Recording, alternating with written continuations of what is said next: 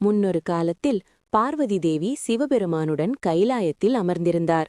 அப்போது தேவர்கள் மற்றும் ரிஷிகள் அனைவரும் சிவபெருமானை தரிசிக்க வந்தனர். அவர்கள் முருகப்பெருமானை வணங்கி தங்களுக்கு ஏற்பட்ட துன்பங்களை நீக்குமாறு வேண்டினர். சூரபத்மன் என்ற அசுரன் அவர்களை மிகவும் துன்புறுத்தி வந்தான்.